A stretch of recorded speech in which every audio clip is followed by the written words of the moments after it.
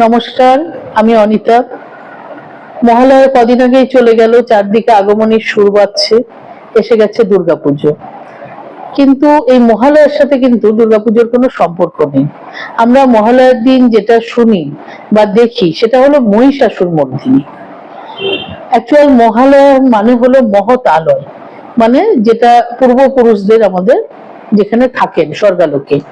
ব্রহ্মার নির্দেশে ওই দিন তারা পৃথিবীতে আসেন উত্তর পুরুষদের সাথে দেখা করার জন্য সূক্ষ্ম দেহে। এসে তারা জল, পিণ্ড, ঠিক আছে, তিল, এগুলো গ্রহণ করে তারা তৃপ্ত হন। এটাই মহালয়ার আসল উদ্দেশ্য। মহালয়ার তিথিটা শুরু হয়, এটা হলো পিতৃপক্ষ বলা হয়। পিতৃপক্ষ মানে হলো ভাদ্র মাসের পূর্ণিমার পরদিন থেকে, পূর্ণিমা থেকে শুরু হয় আর আশ্বিন মাসের অমাবস্যাতে শেষ হয়। এটা হলো পিতৃপক্ষ। এই অমাবস্যার পরদিন থেকে মাতৃপক্ষ বা দেবীপক্ষ শুরু হয়।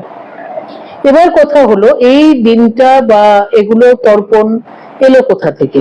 মানে আপনারা নিশ্চয়ই জানেন যে জলদান, পিণ্ডদান এগুলোকে কি বলা হয়? তর্পণ বলা হয়। আমরা পূর্বপুরুষদের উদ্দেশ্যে করি। এবার এই দিনটা এলো কোথা থেকে? সেটা হলো, এটাও সেই মহাভারতের ব্যাপার।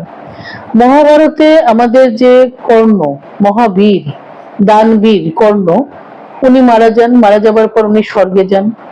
স্বর্গে যাবার পর ওনাকে খেতে দেওয়া হয় শুধু সোনা দানা এবং বিভিন্ন রকমের ধনরত্ন। এতে কর্ণ খুব অবাক হয়ে যায়। হয়ে তিনি ইন্দ্রকে জিজ্ঞেস করেন যে কি ব্যাপার, আমাকে কেন এগুলো খাবার দেওয়া হচ্ছে? এটা তো খাদ্য নয়।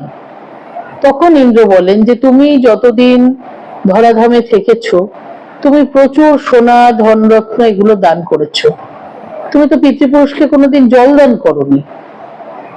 তখন কর্ণ অবাক হয় এবং বলে যে আমি কিভাবে পিতৃপুরুষকে জলদান করব? যুদ্ধের আগের দিন আমি জানতে পারলাম যে আমার মা হলো কুন্তী। মা এসে আমাকে জানালেন। তারপরে আমি যুদ্ধক্ষেত্রে ভাইয়ের হাতে মারা গেলাম।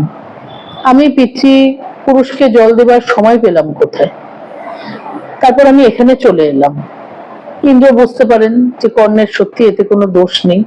তখন কর্ণকে তিনি আবার 15 দিন মর্তধামে চলে আসতে বলেন এবং পাঠান।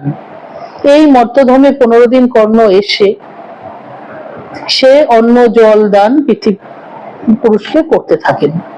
এই জন্য এটাকে পিতৃপক্ষ বলা হয়। তারপর আবার উনি স্বর্গে রিটার্ন করেন। ঠিক আছে, এবার ধীরে ধীরে এই জন্য এই দিনটাকে হিন্দু রীতিতে তর্পণের দিন ধরা হয়।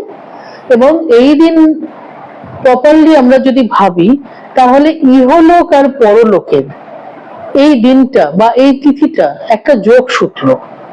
এই দিনই যোগ হয়। এটাই মহালয়ার তাৎপর্য।